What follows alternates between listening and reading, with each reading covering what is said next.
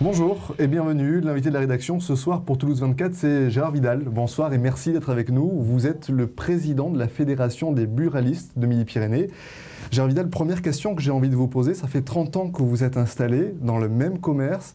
Comment vous voyez votre métier dans 20 ans? Vous vous y voyez toujours, vous non. ou le successeur? Non, dans 20 ans, je ne m'y trouverai plus, mais il y aura toujours un successeur, parce que je crois que buraliste, avant du mot buraliste et tabac, je crois que c'est le premier commerce de proximité en France, et un buraliste surtout dans le monde rural, dans le quartier, c'est un lien de vie, et puis un buraliste, il ne vend pas que du tabac, et aujourd'hui...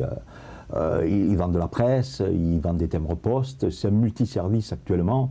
Et ce que je regrette aujourd'hui, dans le monde rural proche des Pyrénées aujourd'hui, eh bien, le buraliste, c'est la dernière carotte qui brille encore dans un village. Oui, très souvent, enfin, maintenant, vous devenez presque, je veux dire, le seul lien entre la civilisation, excusez-moi, je caricature un petit peu forcément, mais entre l'extérieur, le monde extérieur, les services publics, la banque et les habitants.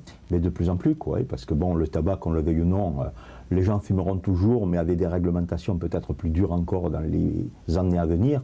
Mais aujourd'hui, on se doit d'être un multiservice. On est des préposés de l'administration par notre statut, et à partir de là, on demande même au gouvernement d'assurer encore plus de services publics. Comment vous avez vu votre métier évoluer ? Il a beaucoup changé, parce que notre métier avant, c'était buraliste. Eh bien, vous débitiez des paquets de cigarettes. On était... À l'époque, tout le monde fumait et on ne cherchait pas à savoir si ça faisait du bien ou du mal. Nos grands-pères et arrière-grands-pères ont fumé la pipe jusqu'à leur mort. Et aujourd'hui, après, il y a toutes ces campagnes très dures contre le tabac. Notre métier a évolué et puis il faut évoluer avec. C'est pour ça qu'aujourd'hui, la dernière nouveauté qui va arriver avant la fin de l'année, un buraliste va être une banque officielle. Oui, alors complètement, on en a entendu parler, c'est-à-dire que désormais les gens vont pouvoir venir chez vous, déposer, retirer de l'argent, un vrai petit bureau de banque. Hein. Oh, mais pas un petit, une vraie banque, puisque le client qui rentrera dans un bureau de tabac avant la fin de l'année, en 4 minutes, il ressortira avec une Mastercard et un RIB, où il pourra se faire virer son salaire, ses allocations, et il pourra retirer dans tous les DAB de France et chez le buraliste. Oh, j'ai envie de vous dire, est-ce que vous ne craignez pas de récupérer plus d'ennuis qu'autre chose? Parce qu'on voit bien aujourd'hui de plus en plus, on a des commerçants qui se font braquer avec une recrudescence de violence, il y a des faits divers qui tournent parfois mal. Non, mais en plus, on est le premier commerce, c'est la cible numéro 1, les dernières statistiques le prouvent. Et c'est pour ça que la semaine dernière au Congrès, on a rencontré le ministre de l'Intérieur et on demande pour notre sécurité, ce qui n'est pas autorisé aujourd'hui, mais je pense qu'on va y arriver, de la vidéoprotection extérieure à nos commerces, qu'on puisse filmer les abords de nos commerces. Et c'est vrai qu'on est, comme les bijoutiers, comme tous les commerces de proximité, on est un commerce particulièrement visé. Alors quand on parle de banque, oui, mais finalement, au contraire, j'ai envie de dire, parce qu'il y aura énormément de retraits. Vous savez, c'est une banque un peu low cost, c'est surtout fait pour les interdits bancaires et tout. Ils viendront retirer de l'argent plus que ceux qui vont en déposer. Donc finalement, ça décaissera un peu nos caisses. Non, si je comprends bien, aujourd'hui, la stratégie, au fond, c'est de se dire, bon, le tabac est en train de diminuer, on compense par plein d'autres petits services pour garder un chiffre d'affaires qui reste constant, c'est ça? Exactement, on l'a toujours fait. Il y a eu le boom de la téléphonie qui commence à s'écrouler aujourd'hui. Et puis, je vous l'ai dit, dans le monde rural, aujourd'hui, le bureau de tabac est indispensable à la vie des citoyens. C'est un relais d'opinion. Et puis, s'il n'y avait pas ce dernier commerce, les personnes âgées, où c'est qu'ils iraient? Le dernier invité que j'avais sur ce plateau, c'est l'avocat de la société Ismoclean. Vous avez certainement entendu parler. Oui. Ce vapoteur qui a été attaqué par le buraliste qui est presque son voisin. Quel regard vous portez sur cette affaire? Mais écoutez, le regard que je porte, le 31 mai, c'était la journée sans tabac. Et la ministre de la Santé qui est très dure sur ce produit-là, et puis on le respecte, et nous on a des règles très strictes. On ne vend pas à moins de 18 ans, on ne fait pas de publicité. Et le 31 mai, la ministre de la Santé déclarait « Ce produit doit avoir la même réglementation que la cigarette normale ». Donc aujourd'hui, je pense, et je regrette un peu son silence depuis, aujourd'hui je crois que ce produit, comme la cigarette, il y a écrit fumée, donc il ne doit pas y avoir de publicité. On ne peut pas le vendre en échange de bouteilles de champagne, comme il se fait dans le centre-ville de Toulouse.